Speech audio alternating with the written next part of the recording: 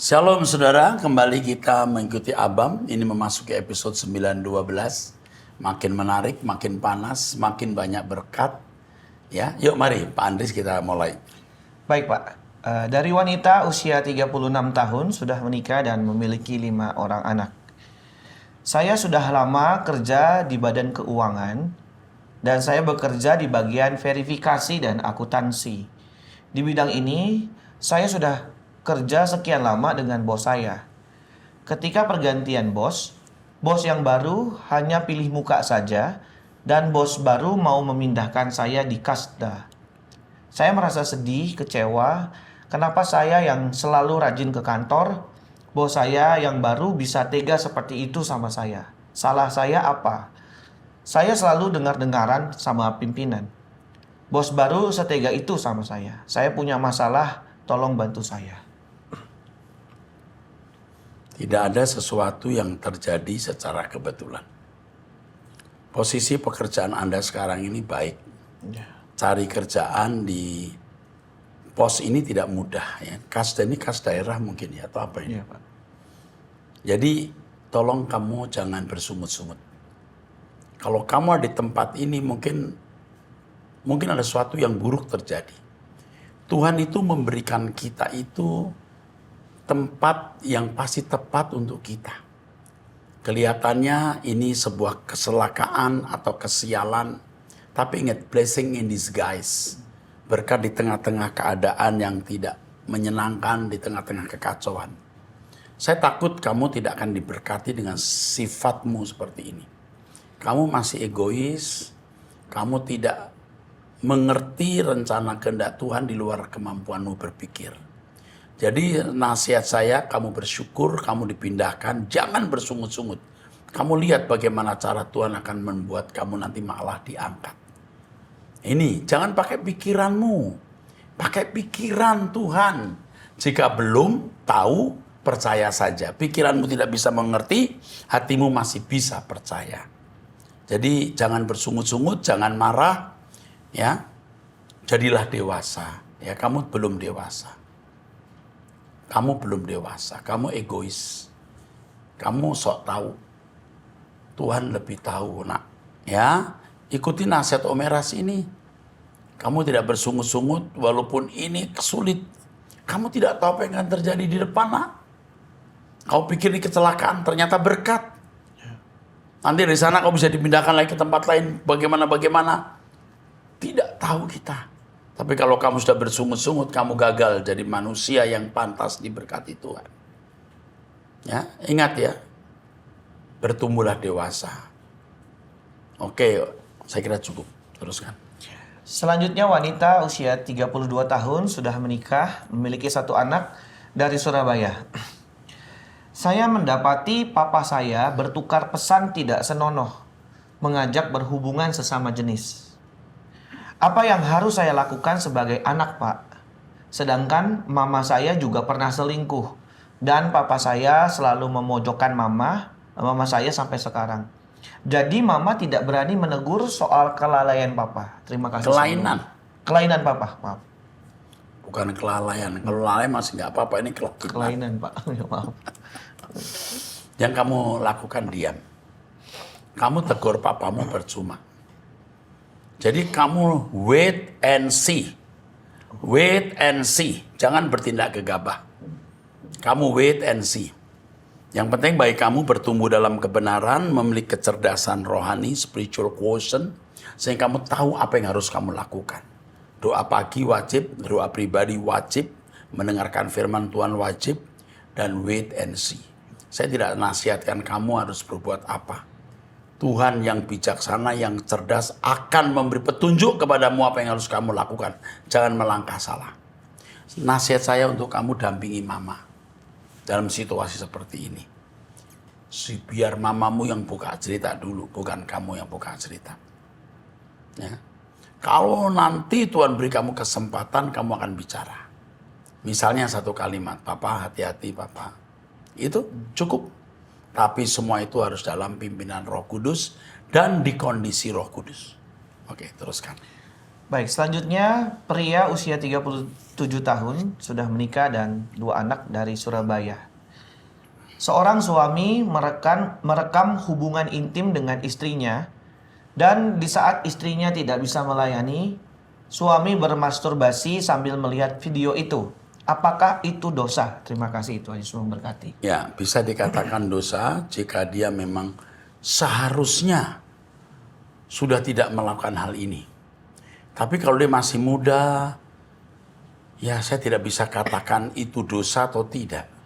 Ya, karena itu istri sendiri bukan? Kalau orang lain pasti jelas dosa. Tetapi mestinya kalau orang dewasa rohani dia tidak melakukan hal itu. Ya, semua yang dipandang tidak senonoh itu harus dihindari. Berjalan dalam terang, melayani Tuhan menjadi berkat hidupku. Berjalan dalam terang artinya semua yang kita lakukan itu siap dilihat orang. Jadi kalau itu kamu lakukan dan kamu tidak malu dilihat orang, ya silahkan. Tapi jelas itu tidak senonoh. Kalau bisa dihindari. Cukup jelas ya? Ya, Pak. Oke, teruskan. Selanjutnya pria usia 19 tahun, ini seorang mahasiswa dari Medan. Shalom Pak, saya punya keluarga yang kurang baik Pak. Mulai dari mama dan papa yang pisah dari aku umur 2 bulan. Kemudian mama mualaf dan menikah lagi. Sekarang mempunyai 2 anak. Saya juga memiliki abang, tetapi abang saya ini tidak percaya Tuhan. Bahkan abang saya menghujat Tuhan. Papa saya juga tidak percaya Tuhan. Sekarang saya mau berjuang Pak untuk membawa keluarga saya ke jalan yang benar. Menurut Bapak, hal apa yang harus saya lakukan lebih dulu Pak? Dan saya harus bagaimana agar saya bisa menyelamatkan keluarga saya? Terima kasih Pak, Tuhan Yesus memberkati. Kamu luar biasa ya. Ditempatkan di tempat yang gersang. Tapi di situ kamu menjadi mata air Tuhan. Tuhan mau jadikan kamu mata air. Perjuangan kamu berat ya. Tapi kamu harus dibimbing. Ini harus dibimbing anak ini. Harus mendapatkan bimbingan. Karena anak ini juga sebenarnya punya pergumulan pribadi, cuman tidak diungkapkan di dalam tulisan ini, ya. Tapi ini anak pilihan, ya, orang pilihan Tuhan untuk menjadi alat dalam tangan Tuhan, menjadi mata air dalam keluarganya yang gersang, ya. Kakaknya menghujat Tuhan, ya. Ini bermasalah keluarga ini. Oke, dibimbing ya. Nanti akan tahu masalah pribadi orang ini. Kami mengasihimu nak. Kami menjadi bagian keluarga kamu. Kami akan mendampingi kamu terus nak. Ya, Tuhan memberkati. Teruskan. Selanjutnya pria 29 tahun belum menikah dari Papua Tengah, Kabupaten Timika. Ya. Bapak Pendeta Erastus Sabdono, belakangan ini saya sering mengikuti renungan-renungan Bapak lewat media sosial. Saya sangat terberkati dan hidup saya semakin hari semakin diubah oleh Tuhan. Saya ingin sekali dan saya juga mau sama seperti Bapak Pendeta Erastus yang sudah mengerti pikiran dan perasaan Bapak. Langkah-langkah apakah yang saya harus buat supaya mengerti pikiran dan perasaan Allah? Terima kasih Tuhan Yesus memberkati Bapak Pendeta Erastus Sabdono.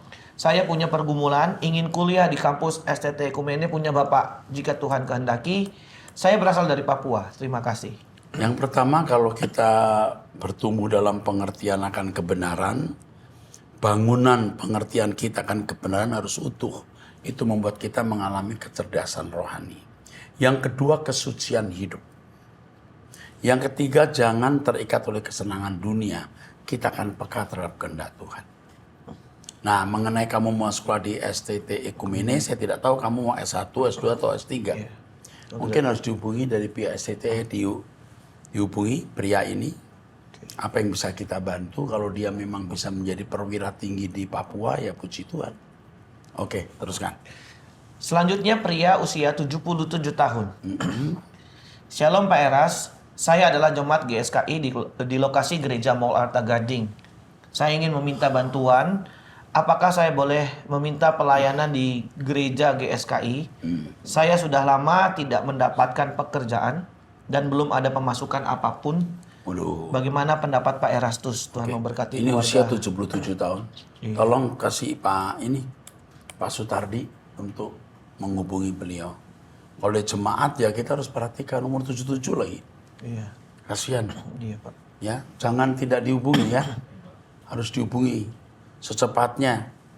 Jangan sampai nanti ada apa-apa kita tidak memberikan bantuan. Waduh. Kita bertanggung jawab di hadapan Tuhan. Oke, teruskan. Selanjutnya pria dari Solo, tidak ada umurnya. Ya. Shalom Bapak Pendeta Dr. Erastus Sabdono. Kami keluarga bacakan Pak. Ya, sebut namanya aja. Keluarga Bapak Sugianto Gunawan dari Solo mengucapkan selamat atas pernikahan Stefani dan Joses. Terima kasih Bapak Pendeta Erastus untuk semua acara Truth ID. Sangat memberkati kami semua. Menjadi semakin menguatkan berjalan bersama dengan Tuhan menuju langit baru, bumi baru. Tuhan memberkati pelayanan Bapak Pendeta Erastus beserta keluarga. Pak Sugianto Gunawan, terima kasih telah memberikan kepada kami perhatian. Tuhan memberkati Pak Sugianto Gunawan dari Solo. Amin. Selanjutnya, wanita 52 tahun. Menikah, memiliki 4 anak dari Bitung, Sulawesi Utara. Wow, jauh sekali. Ya. Shalom Pak Eras, saya sangat terberkati dengan pengajaran Bapak. Setiap waktu terseok-seok menuju kesempurnaan seperti Tuhan Yesus Kristus. Saya ingin bertumbuh dan berbuah. Apakah di area Bitung, Sulawesi Utara ada GSKI? Mohon alamatnya. Terima kasih. Saya belum tahu, kayaknya tidak ada. Tapi saran saya buat persekutuan doa atau House of Truth, kami akan mengarahkan. Ini diarahkan aja. Nanti bisa dibantu Pak Michael Maramis misalnya, atau Pak Jerry dari Manado, supaya bisa mengarahkan ini. Atau siapa di situ ya, dihubungi saja. Yang begini-begini bisa menjadi pos PI kita. Oke, luar biasa Ibu, kami akan perhatikan Ibu ya. Oke, teruskan. Selanjutnya, wanita 56 tahun sudah menikah, memiliki 2 anak dari Amerika. Oke. Shalom Pak Erastus, saya sangat diberkati oleh kasih Pak Erastus terhadap Bapa yang di surga. Pak Erastus selalu mengingatkan kita untuk serius memikirkan tentang kekekalan. Bapak tidak pernah lelah untuk terus mengingatkan kita. Pak Erastus, masih banyak sekali orang yang tidak menyadari hal ini. Bahkan banyak orang yang percaya Tuhan Yesus pun tidak menyadari hal kekekalan ini. Mereka masih meluangkan banyak waktu untuk mencari kesenangan sendiri, tidak memilih mengenal Tuhan dan mendekat kepada Tuhan. Pak, apa yang bisa saya lakukan bila berhadapan dengan orang-orang yang demikian? Anak-anak saya sudah dibaptis, tetapi masih jauh dari Tuhan. Suami saya masih belum menerima Tuhan dalam hidupnya. Terima kasih Pak Erastus untuk nasihatnya buat saya.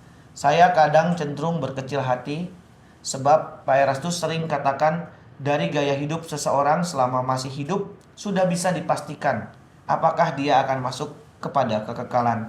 Saya sangat prihatin akan keselamatan anak-anak saya. Terima kasih, Tuhan Yesus memberkati. Yang pertama, apa yang harus Ibu lakukan, Ibu-ibu ya, Iya. menghadapi seseorang. Itu tidak bisa saya jawab karena setiap orang beda-beda. Hanya Roh Kudus yang memimpin. Tetap terus berdoa pagi bersama saya, memiliki doa pribadi, mendengarkan Truth ID, bertumbuh dalam kekudusan, Ibu akan punya kepekaan atau sensitivitas. Mengenai suami yang belum bertobat, Ibu bisa menjadi berkat untuk menyelamatkan suami dan anak-anak yang juga belum bertobat. Berjuanglah Bu. Kalau Ibu jadi kekasih Tuhan, Tuhan tidak akan melukai Ibu. Tuhan akan mengerti bahwa Ibu menginginkan orang yang Ibu kasih juga selamat. Berjuang terus Bu, Tuhan memberkati. Jadi tidak bisa diajar harus ngomong apa, tapi Roh Kudus akan memimpin ketika bertemu dengan orang-orang tertentu. Jelas ya? Oke, teruskan. Selanjutnya, seorang wanita single, tidak ada umurnya, dari Malaysia, Pak. Oh, dari Malaysia. Ya. Shalom. Saya tidak bertanya, Pastor Erastus. Dalam Abam ada seseorang yang menyuarakan jangan menyebut Allah Israel sebab keadaan sekarang ini sensitif. Tapi waktu saya mendengar itu, saya tidak setuju.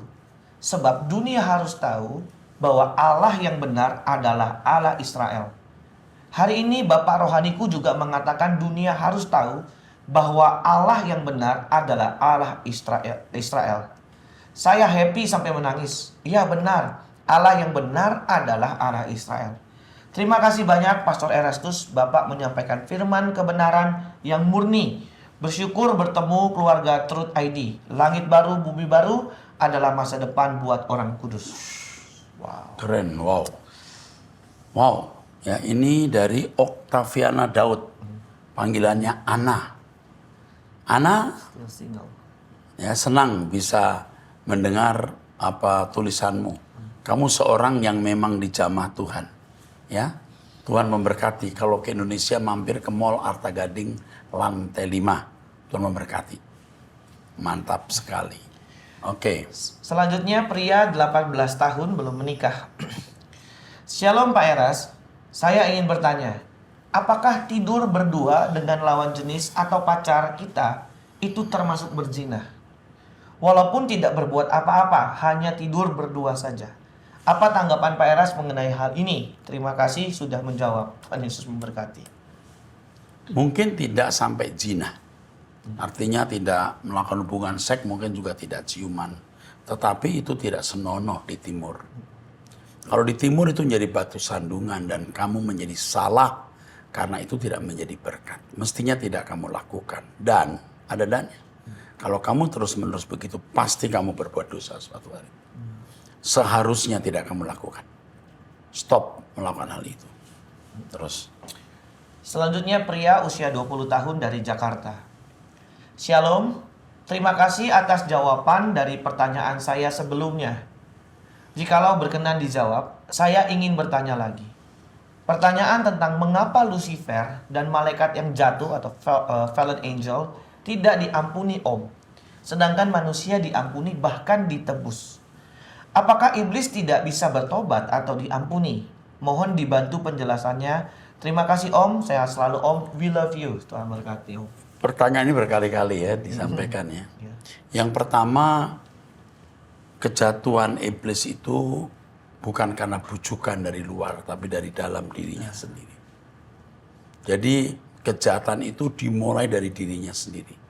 Memang oknum ini diciptakan beda dengan manusia. Kalau manusia jatuh dalam dosa oleh bujukan. Manusia masih bisa diperbaiki. Baik di bumi ini maupun nanti di kekekalan. Tapi kalau oknum Lucifer dan fallen angels tidak bisa diperbaiki, maka tidak ada kesempatan untuk diampuni. Karena percuma, diampuni itu untuk diperbaiki.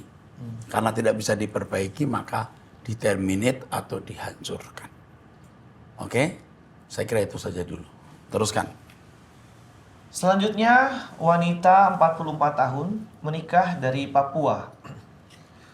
Pertanyaan pertama, saya berterima kasih ke tim Abam bersama Bapak Pendeta Eras atas dibacanya pertanyaan saya di Abam 877 menit yang terakhir. Ya, saat itu. Saat itu saya sudah melaporkan suami saya ke kantor untuk proses perpisahan karena suami saya sudah berjanji tidak akan mengulangi perselingkuhannya lagi dan tidak mau berpisah dengan saya.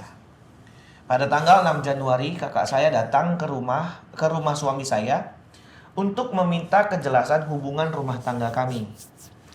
Karena saya sudah menelpon kakak saya, kalau saya sudah tidak kuat lagi dengan perselingkuhan suami. Saat itu, suami saya menangis-nangis, bilang tidak mau pisah dengan saya. Tapi dia sudah mengembalikan cincin pernikahan kami. Karena saya minta, saya bilang untuk apa lagi dipakai itu cincin jika hati sudah pada perempuan lain.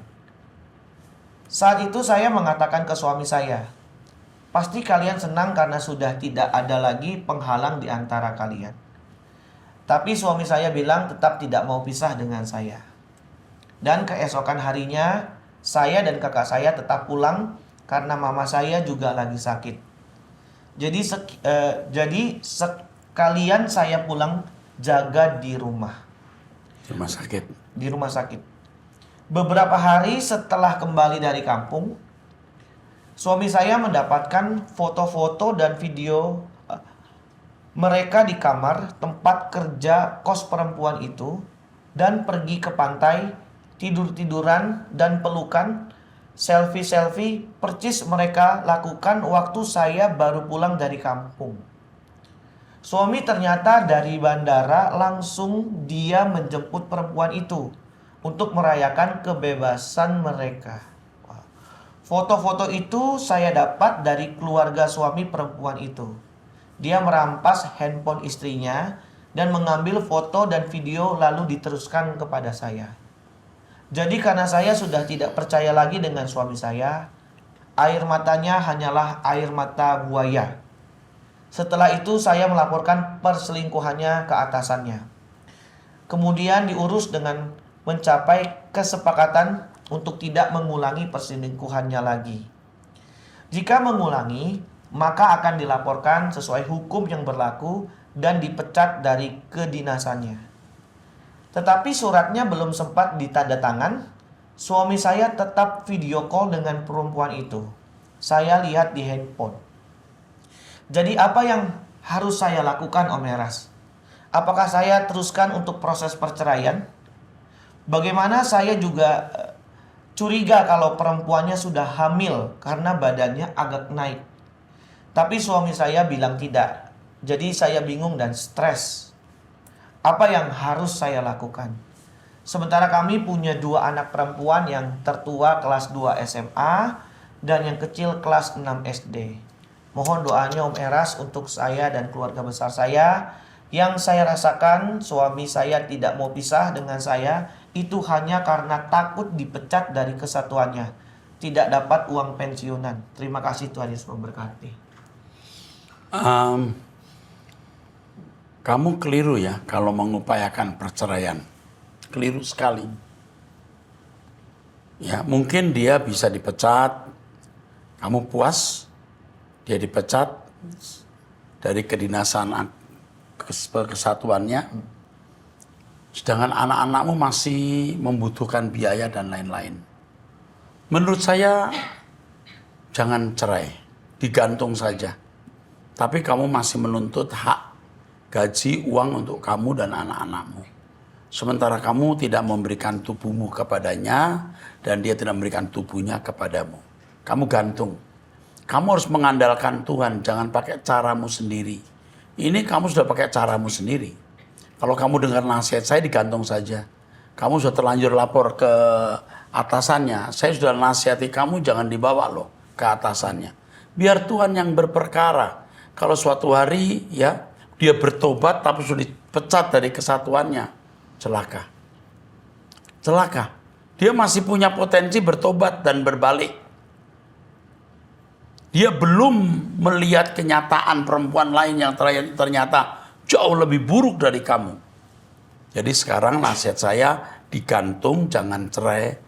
Tunggu apa yang Tuhan mau kerjakan. Sementara kamu tetap minta nafkah untuk dirimu dan anak-anakmu. Oke, saya kira itu saja. Baik, Pak. Tuhan berkati. Selanjutnya pria 47 tahun belum menikah dari Jawa Tengah. Terima kasih. Tuhan Yesus memberkati. Mau tanya Pak, Bapak pernah menasihati untuk anak-anak agar sebelum berpacaran untuk mengenalkan calon pacarnya kepada orang tua. Karena orang tua itu peka dan bisa meneropong calon pacar anaknya, apakah baik atau jahat, berdasarkan dari pengalaman hidup orang tua yang jauh lebih berpengalaman.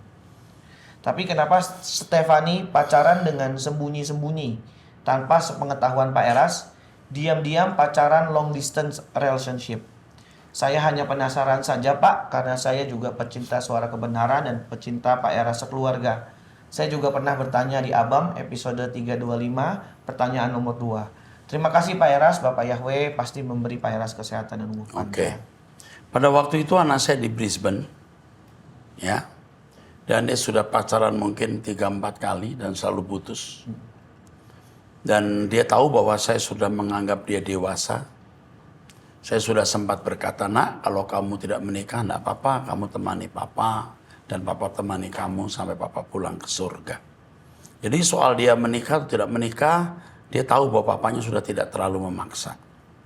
Sampai dia bertemu dengan pria dan dia memiliki hubungan jauh, ya. Lalu sampai dia balik ke Indonesia, dia cerita, dan saya sudah tahu.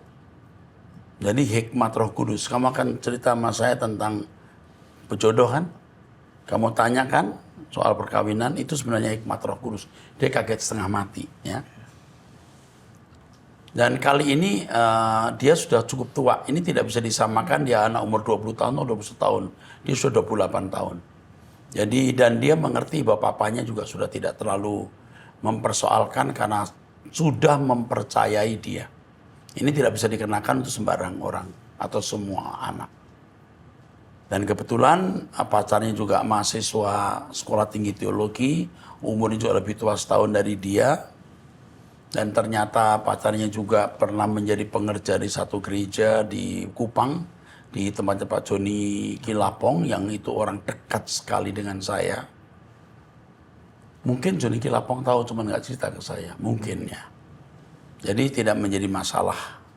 Kecuali anak itu masih belum berpengalaman sama sekali, harus tetap di dalam asuhan orang tua. Dan sepengetahuan saya, bukan menyombongkan ya, anak saya ini cukup peka dengan Tuhan. Ya, cukup peka. Dia waktu mengalami tekanan, dia bisa mendengar suara Tuhan dan itu luar biasa. Sampai seorang psikiater yang membimbing dia waktu dia mengalami tekanan itu berkata, aku tidak percaya Tuhan itu ada. Tapi saya mendengar kesaksianmu, cita-citamu, saya tidak bisa mengatakan Tuhan tidak ada. Ini benar, seorang profesor atau dokter. Ya. Setiap hari adalah harimu. Itu kan dikarang di situasi yang sulit. Ya, atau lagu-lagu yang lain. Nah ini, saya kira anak saya tidak bisa disamakan dengan anak-anak yang lain. Dan dia tahu bahwa papanya tidak terlalu masalah dia mau nikah atau tidak. Oke, cukup. Baik. Jadi lihat setiap kasus harus lihat konteksnya ya. Betul, Pak. Wah, ini udah selesai waktunya. Kita sambung di episode yang akan datang. Episode 913. Tuhan memberkati.